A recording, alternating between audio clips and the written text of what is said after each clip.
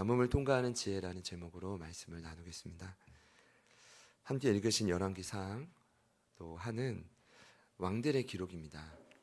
역사가 꽤 긴데 그래서 지난주에 나눈 사무엘서처럼 상하로 나뉘어진 겁니다. 저희가 익히 아는 것처럼 다윗의 아들 솔로몬이 왕이 되었고, 안타깝게도 솔로몬 왕 사후에 이스라엘이 두 나라로 나뉘어졌습니다. 이유는 아주 명확합니다. 반복된 죄 때문이었어요. 북쪽이 이스라엘, 남쪽이 유다, 분단 국가가 되었습니다. 근데 남쪽과 북쪽에 왕들의 수가 꽤 많았습니다. 북이스라엘과 남유다에 사이좋게 각각 20명의 왕이 있었습니다. 그런데 대다수의 왕들은 하나님 보시기에 악한 왕들이었습니다. 북이스라엘은 20명 전원이 악했고요. 이러기도 쉽지 않은데 남유다는 비록 8명의 선왕이 있었지만 대부분 악한 왕이었습니다. 왜냐하면 8명이 쭉 대를 이어 선했던 게 아니기 때문에. 아버지가 선하면 자식이 악할 수도 있고, 또 자식이 선하면 또 아버지가 악할 수도 있고, 그러니까 띄엄띄엄 있었기 때문에 남유다도 그리 상황이 좋지는 않았습니다. 그래서 다윗 이후의 왕은 정확히 두 부류로 성경에서 말합니다. 다윗의 뒤를 따르는 자는 선한 왕이고, 여로보암, 아주 악한 왕의 대표적인 이름인데, 여로보암의 뒤를 따르는 자는 악한 왕이다. 자, 그렇다면 왕들의 역사를 기록한 열왕기 상하는 참 어두운 책일 수밖에 없습니다. 그럼에도 열왕기서를 자세히 보면 명확한 부흥의 스토리가 존재합니다. 그 이유는 아무 계시기에도 언제나 하나님의 사람들은 존재했기 때문입니다.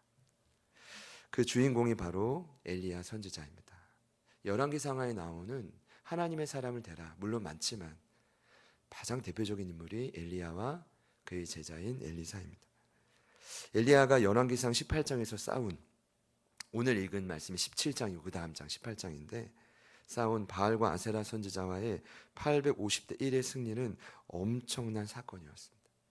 갈멜산에서 이루어졌기에 흔히 갈멜산 전투라고 합니다. 많은 분들이 이 사건을 들어보셨을 겁니다. 여러분, 그래서 아마도 추측컨대 대한민국의 기도원들 이름 중에 가장 많은 이름은 갈멜산일 수 있다고 생각합니다. 네. 이 사건이 엄청 중요합니다. 아마 많은 분들이 들어보셨을 텐데, 근데 여러분, 그보다 더 중요한 사건이 있습니다. 18장보다 더 중요한 사건은 18장 전후로 있는 사건입니다. 제가 볼 때는 18장의 전후에 무엇이 존재할까요? 무엇이 존재하죠? 당연히 17장과 19장입니다. 그래서 저는 그곳에 나온 17장과 19장에 나온 부흥의 과정을 소개할 텐데, 이게 왜 그러냐면 하이라이트의 어떤 사건이 이루어지려면 전과 후가 더 중요합니다. 자, 오늘 17장에 나온 부흥의 스토리를 나눌 겁니다. 18장의 위대한 승리가 있기 전에 매우 중요한 부흥의 원리를 가르쳐 주는데, 여러분, 부흥의 시작은 아이러니하게도 가뭄입니다. 오늘 1절을 보니까 엘리야가 갑자기 어떤 극으로 따지면 왕궁에 등장해가지고 처음 등장한 겁니다. 악한 왕의 대표인 아합 왕을 향해 선포합니다. 여호와의 살아계심을 두고 맹세하노니 여호와의 말씀이 없으면 수년 동안 비도 이슬도 없을 것이다. 다시 비를 내리지 않으시는 가뭄은 이스라엘의 하나님은 저버린 결과였습니다. 왜냐하면 레위기 26장의 모세의 율법을 보면 땅에 비가 오지 않는 건 하나님의 섭리입니다. 그럼 왜 가뭄을 하나님은 허락하실까요? 이스라엘의 죄악에서 속히 돌이키기를 바라시는 하나님의 사인인 겁니다. 하나님의 표적인 것입니다. 여러분, 일반적으로 비가 오지 않게 하는 건 기적입니다. 인간이 할 수 없죠. 근데 그 안에 하나님의 비밀이 담겨 있는 기적이기에 우린 사인이라고, 이것을 세메이온 표적이라고 합니다. 근데 그 가뭄을 조금 더 묵상해 보면 실은 이 가뭄은 하나님의 깊은 배려이자 테스트입니다. 시험인데, 물론 가뭄은 심판이지만 속히 제자리로 돌아오라는 미쁘신 하나님의 배려라는 겁니다. 사실 지금 저희들의 삶 속에 이와 같은 가뭄이 존재하고 있습니다. 예상하지 못한 시련일 수도 있지만 현재 하나님께서 나에게 허락하신 시험일 수도 있습니다. 그렇다면 오늘 여러분들에게 허락된 가뭄은 무엇입니까? 오늘 말씀을 들으실 때 이것만 고민할 수는 없지만 이 고민을 하시면서 말씀을 들으시면 큰 도움이 되실 것 같습니다.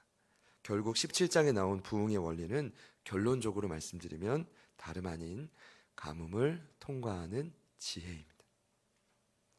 그 삶이 이제 모여져서 결정적인 순간 갈멜산에서 승리하는 겁니다. 그 지혜가 없이는 결정적인 순간도 오지도 않습니다. 믿으시기를 바랍니다. 그래서 17장이 더 중요한 것입니다. 우선 하나님은 엘리야를 통해 가뭄을 선포하시자마자 축복도 하나님의 뜻이고요, 가뭄도 하나님의 뜻이라는 겁니다. 이해되시죠?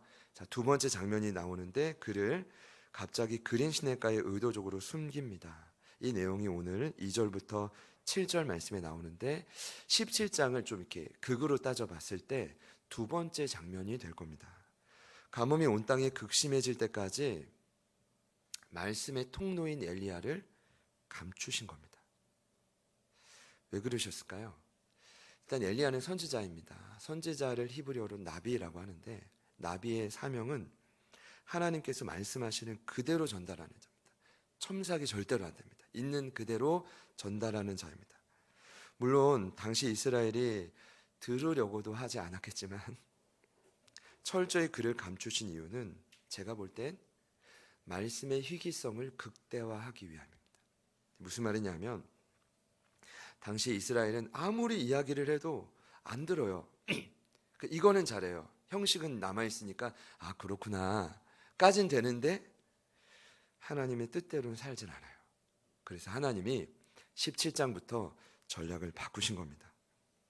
요즘이랑 비슷할 거라고 생각해요. 사실 요즘처럼 여러 패턴의 말씀을 골고루 입맛대로 들을 수 있는 때는 전혀 없었습니다. 너무 쉽게 마음먹으면 원하는 주제에 따라 수백 편의 설교가 존재한단 말입니다. 저도 어제 쇼파에 혼자 누워가지고 어떤 단체의 그 찬양을 또 들으면서 또 제 설교 또 들으면서 그러면서 유튜브를 닫았는데 여러분 유튜브를 보면 수백 편이 무엇입니까? 수천 편의 설교도 마음껏 들을 수 있습니다. 그런데 문제는 제가 저를 볼 때 또 저희들을 볼 때 그 말씀이 저와 여러분의 삶을 좀처럼 움직이기가 쉽지 않다는 것입니다. 유사한 상황이 당시에도 비슷했다고 봅니다. 이러한 상황을 타개하기 위한 하나님의 전략은 예상하지 못한 전략인데 말씀을 잠시 차단하는 겁니다. 의도적으로. 그래서 말씀의 통로인 엘리야를 철저히 숨깁니다. 왜냐하면 심지어 먹이를 구하러도 못 가요. 죄송합니다. 엘리야한테 먹이라고 했는데 음식을 구하러도 못 가요. 그래가지고 까마귀를 통해 엘리야를 먹이십니다. 그때 엘리야가 내가 선지자인데 어찌 새를 통해 음식을 보내십니까? 라고 불평하지 않습니다. 제가 왜 그러냐면 레위기를 보면 까마귀는 부정한 새입니다. 그러니까 아니 음식은 감사한데 왜 하필 까마귀입니까? 비둘기도 있는데 아무 말이 없습니다. 그냥 그린 시냇가에서 무언가 엘리야는 아는 듯 그저 주는 대로 감사히 음식을 먹습니다. 자, 까마귀를 미워하시면 안 됩니다. 엄밀히 말하면 까마귀는 성경에서 식용에 부정한 것이지 말씀을 전하는 데는 얼마든지 쓰임 받을 수 있습니다. 믿으십니까? 그렇죠? 중요한 것은 지금 그게 핵심이 아니라 하나님의 17장 전체에서 어떤 의도로 엘리야 자신을 숨기셨는지 그 의도를 엘리야가 알고 있다는 것이 중요합니다. 하나님 지금 나를 왜 내 입을 막으셨을까? 결국 그린 시냇가에서 그가 있는 동안 하나님이 이 땅을 아주 쪼입니다. 더욱 괴롭게 하십니다. 그것이 이제 7절에 나온 것처럼 온 땅이 가뭄으로 바싹 마르게 마릅니다. 그린 시냇가까지 바싹 마릅니다. 자, 그 후에야 이제 그를 시돈에 있는 레바논 지역이라고 하는데 사르밧이라는 도시의 한 과부에게로 보냅니다. 이제 세 번째 장면으로 넘어가는데 자, 보시면 여러분, 왜 엘리야를 이방 땅의 여인에게로 보냈을까요? 제가 말씀을 17장 이렇게 깊이 묵상했던 적은 없었는데 묵상하다가 왜 하필 여기지? 라는 생각이 들었습니다. 여러분, 왜 그럴까요? 왜 하나님을 모르는 이방 여인이죠? 그것도 왜 과부와 아들이 사는 집이었죠? 제게 주신 마음은 그렇습니다. 그 이유는 우리 하나님이 온 열방의 주인이기 때문입니다. 그리고 이방 땅일 뿐 아니라 당시 가장 연약한 과부에게로 하나님의 사람을 보낸 이유는 하나님은 이 땅의 어떤 영혼도 포기하지 않으신다는 사인입니다. 주목하고 계신다는 사인입니다. 그런 진리를 지금 이 사건이 말해주고 있는 것입니다. 여러분, 저는 먼저 이렇게 선포하고 싶습니다. 이런 분이 우리 하나님이십니다. 얼마나 그 하나님이 좋으신 분인지 모릅니다. 저희는 염려할 수 있어요. 야, 저 나라의 백성까지 하나님 관여하실까? 관여하십니다. 자, 옆에 있는 분들에게 이렇게 한번 선포해 봅시다. 어떤 영혼도 포기하지 않으십니다. 네. 하나님은 어떤 영혼도 포기하지 않으십니다. 우리 나를 향해 한번 선포합시다. 하나님은 나를 절대 포기하지 않으십니다. 절대 포기하지 않으십니다. 그 마음은 너무 강하게 주셨어요. 아, 그래서 상징적으로 시돈 레바논 지역으로 보낸 거구나. 과부에게로 보낸 것이구나. 그리고 엘리야가 8절을 보니까 이런 하나님의 말씀에 묻지도 않고 즉각 순종합니다. 그런데 그 여인의 삶이 굉장히 가난합니다. 사르밧 과부 아들은 지독한 가난에 가뭄까지 더해졌습니다. 극심한 고통을 겪고 있었는데 여러분, 그 내용이 17장 전체에서 보자면 세 번째 장면일 것 같습니다. 8절에서 16절까지의 말씀인데 말씀을 보니까 가루 한 움큼과 기름 조금이 전 재산이었습니다. 제가 이해가 안 된 건 하나님이 엘리야를 보낼 때 뭐라고 했냐면 가면 음식이 준비되어 있을 거라고 했거든요. 이제 그린 시내가에서는 음식이 떨어졌지만 가면 줄 거다. 하나님이 정말 너무 야속한 것 같아요. 갔는데 그 여인의 총 재산이 가루 한 움큼과 기름 조금이 전부였단 말입니다. 그런데도 이제 엘리야는 하나님의 명령이기 때문에 그대로 붙어갑니다. 떡 한 조각을 내오시오. 아마 그 집에 들어갈 때 분위기만 봐도 알았을 겁니다. 야, 이 집 이상한데, 야, 떡 달라고 하기 어려운데. 근데 얼굴까지 보니까, 상황을 딱 둘러보니까 야, 이거 분위기가 이상한데. 그런데 하나님은 명령하셨고 순종을 해야 되고, 그래서 던진 말이 떡 한 조각을 내게로 가져오라. 아마도 미안한 마음에 떠는 마음에 고백했을 거라고 저는 생각을 합니다. 근데 이때 이 여인이 놀라운 반응을 합니다. 12절을 보니까 이렇게 말하죠. 당신의 하나님 여호와께서 살아계심을 두고 맹세하노니. 아마 이방 여인이었지만 그 엘리야의 어떤 소문 때문인지 아니면 그 순간의 어떤 느낌 때문이었는지 잠시 신앙에 들어간 건지 모르겠지만 여호와의 이름을 두고 뭐라고 맹세하냐 하면 이렇게 맹세합니다. 사실 제가 통에 가루 한 움큼, 기름 병에 기름 조금뿐인데 지금 나뭇가지 둘을 주워와서 나와 아들을 위해 음식을 만들어 먹고 죽으려 했습니다. 이 말이 무슨 의미일까요? 아마도 이제 아들은 너무 목숨보다 소중한 존재이기 때문에 마지막 음식을 좀 만들어 주고 더 이상 아들과 내가 살아가는, 이렇게 굶으며 살아가는 게 너무 괴로우니까 여기서 목숨을 끊는 게 차라리 낫겠다. 본인보다는 아들을 위한 더 나은 생각을 본인 선에서 결정한 것 같아요. 그럼에도 오늘 여인은 이 극한의 상황에서 자신의 먹을 것을 포기합니다. 그리고 엘리야를 신뢰합니다. 이게 신뢰해서인지 아니면 어차피 죽을 거 저만 한번 믿어보자 하고 줬는지는 알 수 없지만 어쨌든 신뢰하고, 그리고 두려워하지 말라 말하며 가뭄이 그칠 때까지 가루와 기름을 마르지 않게 한다는 이 약속의 말씀 14절에 나오거든요. 이 약속의 말씀을 그 여인은 그 순간만큼은 신뢰합니다. 여러분, 이 성김과 믿음이 너무 귀했는지 훗날 예수님이 불신한 유대인들에게 지적하면서 사르밧 과부의 애를 들기도 합니다. 자, 어쨌든 순종을 통해 그 말씀이 그대로 성취됩니다. 여러분, 놀라운 기적인데 이 가뭄이 여러분 시간으로 따지면 무려 3년 반이 진행됩니다. 엘리야는 그 가정에 2년을 머물렀고요. 그런데 놀랍게도 가뭄이 끝나는 3년 반 동안 통의 가루, 병의 기름이 없어지지 않는 은혜가 일어납니다. 어떤 의미일까요? 여러 고민과 여러 묵상이 되겠지만 이런 의미라고 생각합니다. 우리가 감당할 수 없는 가뭄일지라도 하나님은 자신을 신뢰하는 자들의 일상의 모든 필요를 채울 수 있는 분임을 증명한 것입니다. 삶의 자리에서 당장 여러분의 필요는 무엇입니까? 지금 여러분의 삶의 자리에서 당장 필요한 필요는 무엇입니까? 오늘 이 시간 하나님을 신뢰한다면 동일한 역사가 여러분들에게 일어나게 될 줄 믿습니다. 그리고 하나님을 진정으로 신뢰한다면 오늘 여러분들에게도 더 넘치는 역사가 일어날 줄 믿습니다. 네, 그런 거죠. 놀라운 건 이 일 후에 오늘 한 사건이 더 일어납니다. 하나님이 놀라운 기적을 베푸셨는데 갑자기 시름시름 앓다가 과부의 아들이 죽은 것입니다. 이것이 바로 오늘 극으로 따질 때 네 번째 장면입니다. 17절부터 22절에 나와 있는데 여러분, 당시 그녀에게 아들은 인생의 전부였습니다. 크게 고민하지 않아도 느껴지시죠? 그래서 아들의 죽음은 현재도 지속되고 있는 그 놀라운 기적마저 잊게 만듭니다.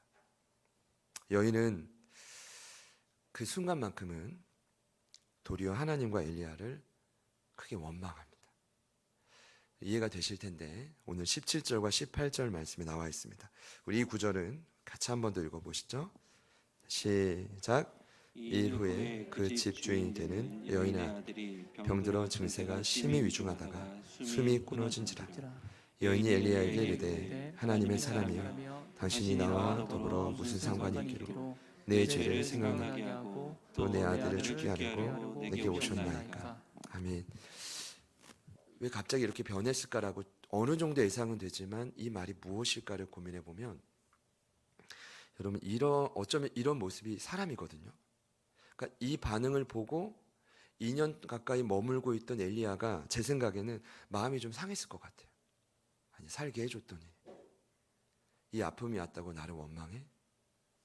속상했을 수 있고 그 마음이 좀 굴욕적이지 않았을까 싶어요. 근데 오늘 여인의 마음은, 이 고백은 뭔지 아십니까? 쉽게 말씀드리면 아들이 죽은 게 곰곰이 생각해 보니까 내 죄 때문인 것 같다는 겁니다. 여러분, 그런 순간 없었습니까? 뭔가 큰일이 날 때마다 하나님, 내 죄 때문에 나를 힘들게 하는구나. 우리들의 블루스라는 드라마가 있습니다. 아마 대부분 보시지 않을 텐데 저는 그 드라마를 보게 되었습니다. 그 드라마를 보면 김혜자 배우가 나오죠. 70대 중반의 아주머니인데 극중 이름은 강옥동 여사라고 하고 제주도에서는 이런 여사를 삼촌이라고 부르더라고요. 그 자료를 좀 보니까 그 강옥동 여사가 목포 태생입니다. 극중에서요. 그리고 뱃일을 하는 부모님과 행복하게 살다가 10살 때 부모님이 화재가 나서 돌아가십니다. 동생과 단둘이 남아서 살기 위해 남의 집 식모살이를 하고 식당 일을 하다가 그러다 이제 나이가 들어서 동생은 먼저 암으로 죽게 됩니다. 그러다가 이 강옥동 여사는 제주도로 이사를 왔고 시집을 온 거죠. 그런데 그러니까 글도 잘 모르고 극중에서 보면 길도 잘 몰라요. 근데 안타깝게도 태풍이 불어와서 남편이 먼저 제주도에서 죽습니다. 이 딸과 아들이 남았는데 딸이 바다를 유독히 무서워했답니다. 근데 살아야 되니까 딸을 잘 꼬셔서 우린 살아야 되니 해녀 일을 해야 된다. 근데 해녀 일을 하다가 그 딸도 바다에서 먼저 목숨을 잃습니다. 그러니까 본인과 아들만 남게 된 거예요. 근데 그때 자기의 죽은 남편인 친구에게도 식물인간 아내가 있는데 나와 함께 살자는 말을 듣고 첩으로 들어가죠. 요즘 보니까 그 숙제가 풀려져요. 왜 그랬을까? 근데 아마 제 추측은 부모님이 죽을 때, 사랑하는 남편이 죽을 때, 딸이 죽을 때 아마 이런 생각을 했을 겁니다. 내 죄 때문이다. 나 때문에 이런 우환이 집에 들어왔겠다. 이게 미신이라도 이런 안 좋은 일들이 반복적으로 일어나면 사람은 충분히 그렇게 생각할 수 있죠. 오늘 사르밧 과부와 아들의 이야기가 좀 이해가 되는 거예요. 그럴 수 있겠다. 얼마나 힘이 들었겠습니까? 아들의 죽음이라는 이 충격이 이제까지 모든 감사를 한순간에 잃어버리게 만든 겁니다. 예상하지 못했던 갑작스러운 삶의 사고가 매일 찾아오는 기적도 잊게 만든 것입니다. 여러분, 이것이 사람입니다. 그런데 놀라운 일이 일어납니다. 반전인데 엘리야를 통해 하나님은 죽은 아들마저 살려내십니다. 하나님이 하셨는지 아닌지 그건 알 수 없습니다. 중요한 건 죽은 아들을 하나님이 살려내셨다는 겁니다. 엘리야가 어머님을 진정시킵니다. 아마 죽은 아들을 그저 내려놓을 수 없었는지 품에 안고 있었던 것 같습니다. 내가 안겠습니다. 자기의 품으로 아들을 안고 자신이 머무는 다락으로 올라가고 자신이 누워있던 침상에 아들을 누입니다. 그리고 여호와께 부르짖죠. 당신이 제가 머물고 있는 과부에게 재앙을 내리셔서 그 아들을 죽게 했습니다. 마음은 아파도 하나님의 주권을 인정하며 그는 그 아위 위에 몸을 3번이나 펴서 엎드립니다. 3번이나. 그리고 간절히 기도합니다. 그러자 놀라운 일은 떠나갔던 아이의 혼이 다시 몸으로 들어와 살아나게 된다. 그럼 오늘 이 마지막 사건은 무엇을 의미할까요? 저와 여러분도 엘리야처럼 죽은 그 영혼 위에 엎어서 기도해서 혼이 다시 들어와 살려야 된다는 의미일까요?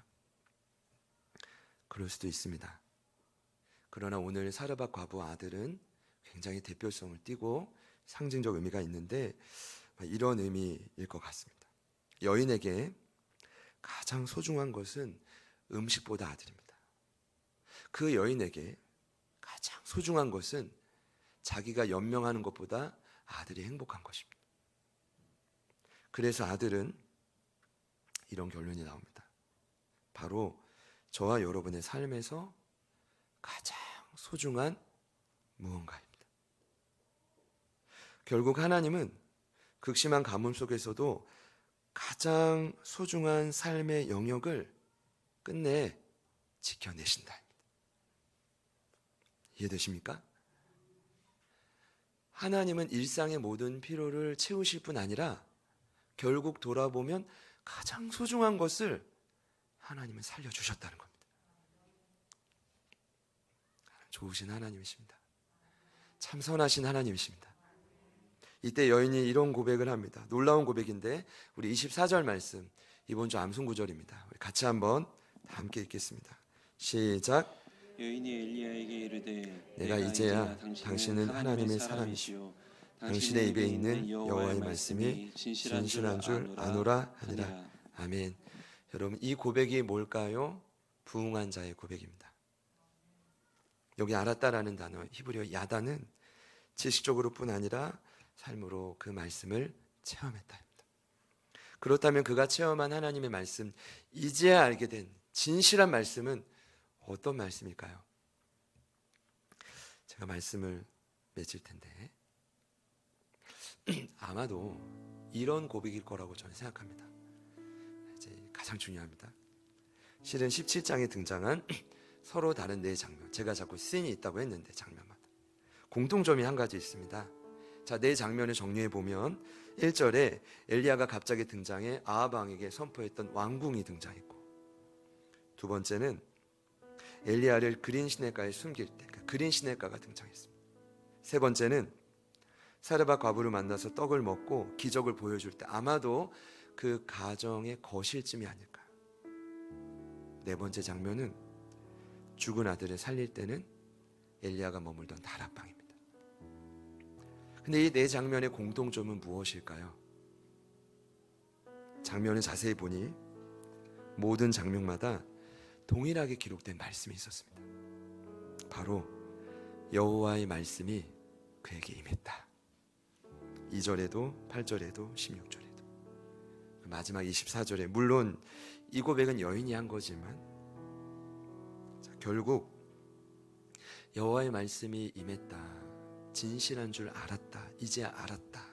어떤 말일까요? 이런 뜻일 겁니다. 여호와의 말씀이 진짜다, 그 정도가 아니라 그 말씀이 깨달아졌다, 체험했다, 이 정도가 아니라 이 고백은 무슨 고백이냐 하면 여호와의 말씀이 정확한 시점에 명확하게 성취됐다는 것입니다. 그것도 내 삶에, 다른 이의 삶도 아니라 내 삶에 살아있는 말씀이 성취됐다, 그걸 경험하고 이 고백을 한 거죠. 그럼 여인이 이제야 여호와의 말씀이 진실한 줄 알았다는 건 어떤 의미일까요? 정리하자면 이렇습니다. 내 삶의 가뭄이 시작될 때도, 또 그 가뭄이 악화될 때도, 삶이 궁핍할 뿐 아니라 지치고 외로울 때도, 또한 가장 소중한 것을 갑작스럽게 잃을 때도 오직 하나님만이 모든 위기에서 건지시는 구원의 손길이라는 뜻입니다. 말씀 초반에 드렸던 질문이 있습니다. 현재 내게 찾아온 가뭄은 무엇입니까? 때론 그 가뭄이 내 마음을 억누르고 때론 그 가뭄이 굴욕과 아픔을 가져준다 할지라도 오늘 말씀에 기록된 하나님을 의지한다면 한 과부와 그 아들이 경험한 놀라운 역사는 여러분의 스토리가 될 것입니다. 또 그래야만 합니다. 캔터베리의 대주교인 마이클 램지는 사제 서품을 준비하는 한 그룹 제자들에게 겸손이란 설교를 했다고 합니다.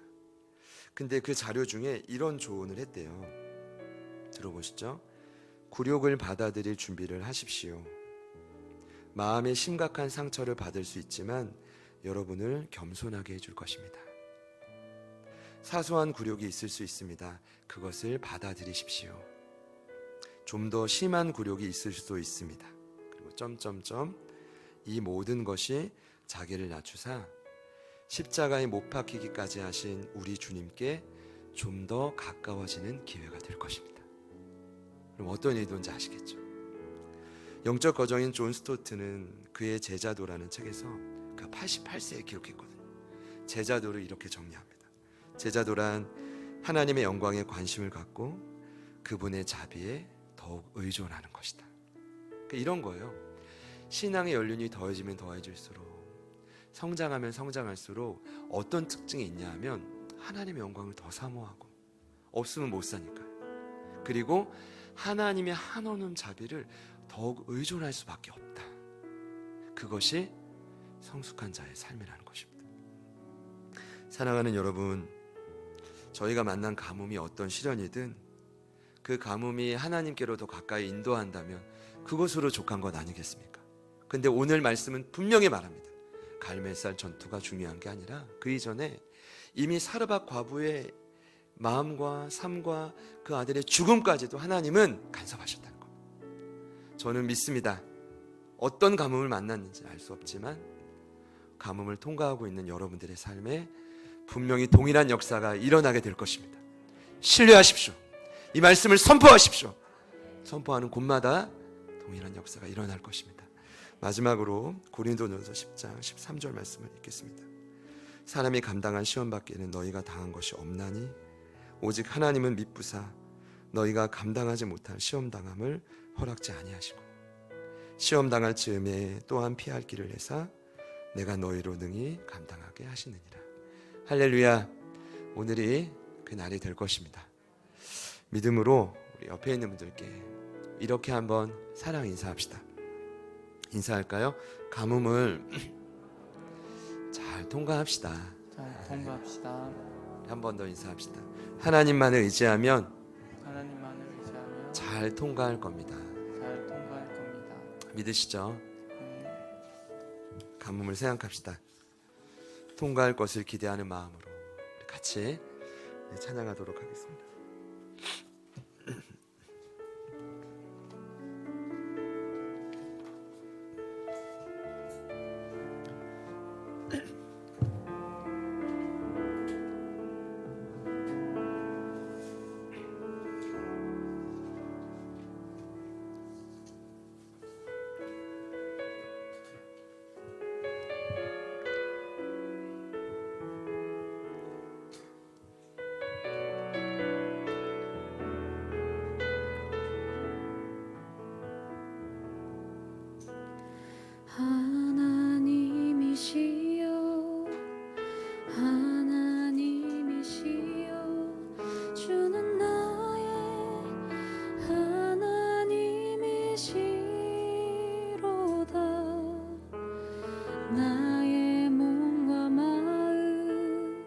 주를 갈망하며 이제 내가 주께 고백하는 말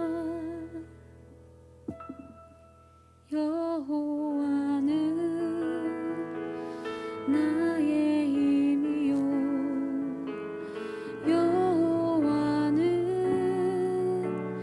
나의 구원이시니 내가 누구를 두려워하리요 여호와는 생명의 피난처시니 주의 인자가 생명보다 나음으로 내 입술이 여호와를 찬양하리 내 평생에 주를 찬양하며 주의 이름으로 내 손 들리라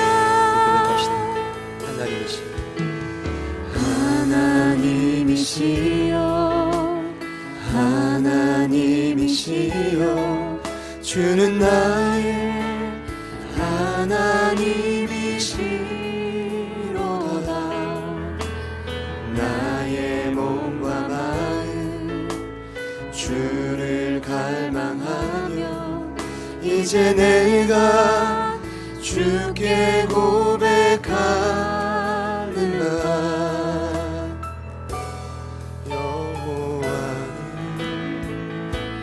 나의 힘이요 여호와는 나의 구원이시니 내가 누구를 두려워하리요 여호와는 생명의 피난처시니 주의 인자가 생명보다 나음으로 내 입술이 여호와를 찬양하리 내 평생에 주를 찬양하며 주의 이름으로 내 손 들리라 여호와는 나의 빛이요 나의 빛이요 여호와는 나의 구원이시니 내가 누구를 두려워하리요 여호와는 생명의 피난처시니 주의 인자가 생명보다 나음으로 내 입술이 여호와를 찬양하리 내 평생에 주를 찬양하며 주의 이름을 모든 가뭄을 향해 선포합시다 여호와는 나의 힘이요 여호와는 나의 힘이요 여호와는 나의 구원이시니 내가 누구를 두려워하리요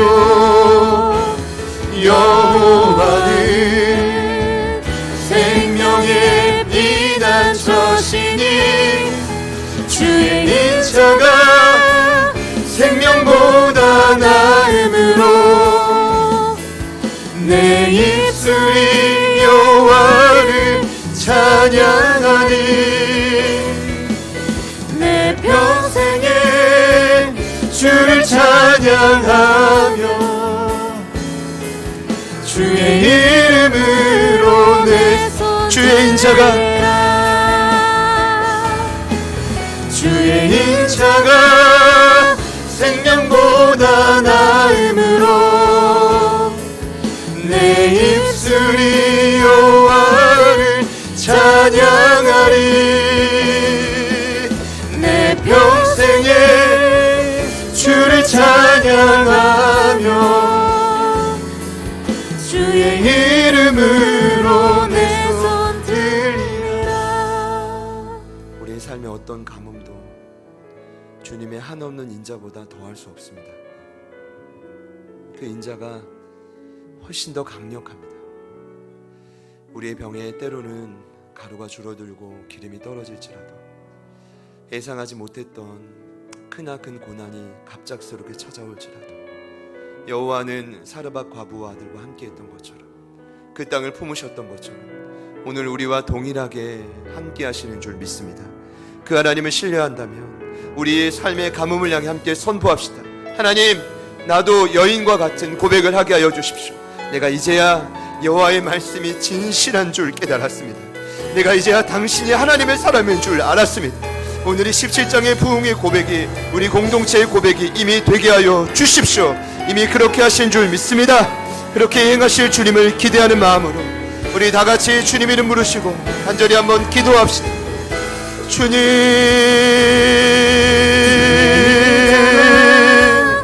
아버지 하나님, 아버지 사랑과 은혜를 간구하며 소년님의 은혜와 능력 아래 오늘 우리가 여기까지 왔습니다. 우리가 여기까지 이 말씀에 대한 주님 말씀, 아버지 말씀을 성령님 도와주십시오. 하나님, 우리 안에 있는 모든 잘못했습니다. 죄로 인해 눌려있던 모든 마음, 삶의 풍파와 가뭄으로 쓰러졌던 모든 생각, 주님께서 거두시고 주님께서 살리시고 주님께서 새롭게 하여 주시고 하나님의 도구로 새롭게 거듭나는 역사가 일어나게 하여 주십시오. 어떤 가뭄이 찾아올지라도 우리가 마주한 고문 어떤 것이랄지라도 하나님 그 가뭄을 통과해 여호와의 말씀이 우리에게 임하고 느껴지고 깨달아지고 체험되고 하나님 반드시 성취되는 역사가 일어날지어다. 주님 도와주십시오. 하나님과 가족을 향해 선포하며 주님의 말씀이 임하게 하여 주십시오. 주님의 성령이 임하게 하여 주십시오. 더 강력히 말씀하게 하여 더 강력하게 그 마음을 두드려 주십시오.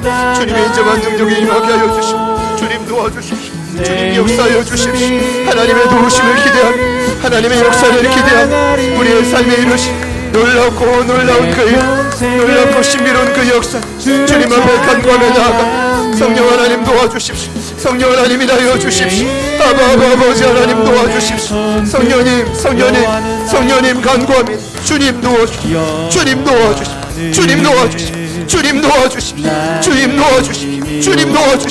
주님께서 말하실 주의 인자로만 가능한 일입니다. 우리의 모든 가뭄을 하나님의 가뭄을 통과하며 나아갈 때 위대한 고백들 하나님 우리의 삶에 도전하게 하여 주십시오. 우리의 삶에 있는 모든 가뭄을 뚫고 나오게 하여 주십시오. 살아계신 하나님을 향해 직접적으로 나아가게 하나님 어느 누군가의 도움이 아닌 이제는 사르밧 과부가 주님 앞에 바로 섰듯이 하나님의 고백이 우리의 고백이 되게 하여 주십시오. 하나님의 믿음의 선포가 우리의 것이 되게 하여 주시고 우리의 삶에 일어나는 모든 기적들이 감사로 받기 하나님의 능력으로 말미암아 새로워지는 역사가 반드시 일어날 줄 믿습니다. 주님 도와주십시오. 성령님 일하소서. 성령님 역사하소서. 아버지 하나님 간구합니다. 주님 감사합니다. 주님 감사.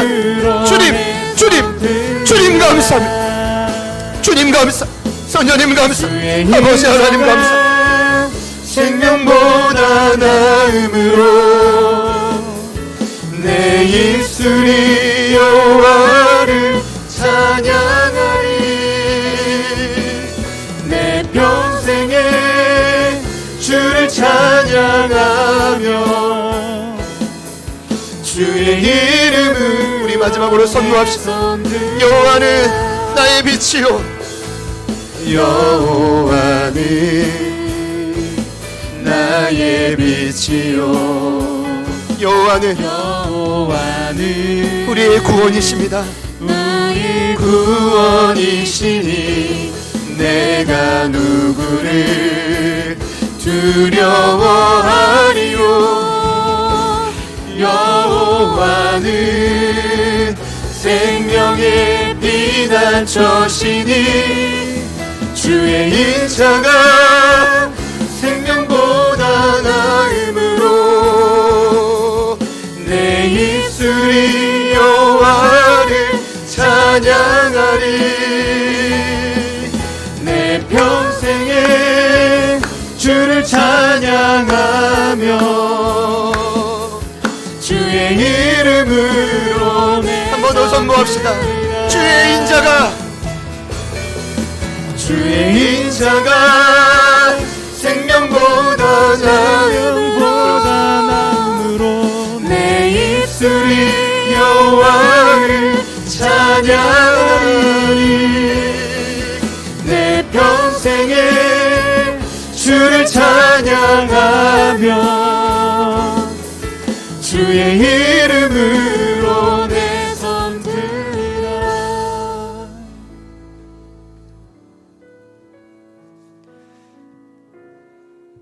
내가 이제야 당신은 하나님의 사람이시오. 당신의 입에 있는 여호와의 말씀이 진실한 줄 아노라. 오늘 여인의 고백이, 이 부흥의 외침이 오늘 저희들의 외침이 되어지기를 소망합니다. 어떠한 삶의 고난도, 하나님의 허락하신 그 시험, 테스트, 어떤 가뭄도 하나님이 함께 하심을 믿는다면 저희가 거뜬히 이겨낼 줄 믿습니다. 여인을 통해 일어난 그 사르밧 도시의 놀라운 부흥, 오늘 이 지역 가운데 우리가 몸담고 있는 가정과 모든 일터 가운데 일어나고 있는 줄 믿습니다. 그렇기에 오늘 이 부흥의 고백이 더욱 힘이 되어 살아계신 하나님의 말씀이 임하고 또 느끼고 체험될 뿐 아니라 성취되는 것을 이 한 주간 날마다 매 순간마다 경험하게 하여 주옵소서. 우리를 두렵게 하는 모든 어둠의 권세는 떠나가게 하여 주시고 마음껏 주님이 끄시는 대로 하나님의 살아계심을 맛보는 이 한 주가 되게 하여 주시옵소서. 처음으로 예배 함께 하신 우리 서영리 전사님, 사랑하는 딸의 모든 앞길을 축복하시고 어떠한 순간에서도 하나님의 뜻은 이루어지고 있음을 믿사오니 여인의 고백과 같이 부흥의 통로로 마음껏 기름 부어 주시옵소서. 흩어져 있는 많은 가족들이 있습니다. 피치 못한 사정으로 온라인으로 예배하는 분들이 있습니다. 주님 곳곳마다 동일한 은혜를 부어주신 줄 믿사오니 오늘 이 고백이 우리의 것이 되어 놀라운 부흥이 곳곳마다 터져나오게 하여 주옵소서. 이제는 우리 구주 예수 그리스도의 은혜와 하나님 아버지의 변함없는 신실하신 사랑하심과 성령님의 내주 충만 교통 위로하심의 역사가 가뭄을 통과하는 지혜를 구하며 열왕기상 17장의 고백이, 오늘의 여인의 고백이 사르밧 과부 아들의 삶이 나의 삶에도 이루어지기를 소망하는 오늘 이부 예배에 참여하신 소중한 예배자들 머리 위에 지금부터 영원토록 함께 하시기를 간절히 축원하옵나이다. 아멘.